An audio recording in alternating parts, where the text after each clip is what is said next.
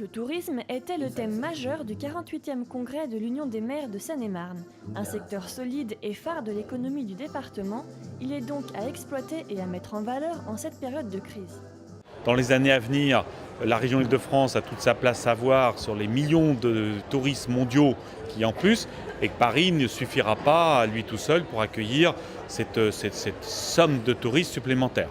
On attend dans les années à venir plus de 10 millions qui viendront se rajouter aux 35-36 d'aujourd'hui, millions de touristes, et qu'à partir de là, la Seine-et-Marne a un vrai challenge à jouer, représentant la moitié de l'Île-de-France, mais ayant aussi des atouts patrimoniaux, d'environnement, culturels, bref, en tous les cas, de loisirs, bien entendu.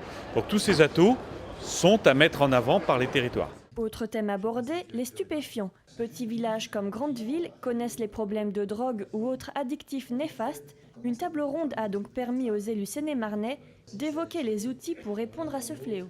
Je le répète, la transversalité, le travail de partenariat, je pense que c'est le seul moyen, mais surtout la prévention, des actions de prévention à mettre en place. La prévention, par exemple, avec des jeunes, de les faire acteurs, de les faire devenir acteurs de leur ville, c'est-à-dire des citoyens. Beaucoup d'actions aussi avec les maisons du droit et de la justice. Il y en a malheureusement très peu aussi en Seine-et-Marne.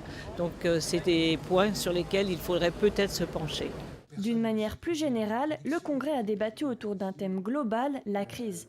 Pour cela, Jacques Attali a pu apporter quelques conseils aux élus du département.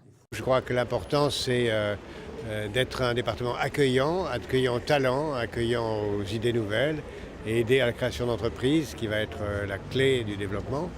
Et pour ça, il faut des infrastructures, des écoles, un environnement qui donne aux gens l'envie de vivre ici. L'urbanisme est un sujet qui a aussi été abordé lors d'une table ronde. En tout, 800 élus seine-et-marnais se sont retrouvés pour cette journée d'échange à Montreux.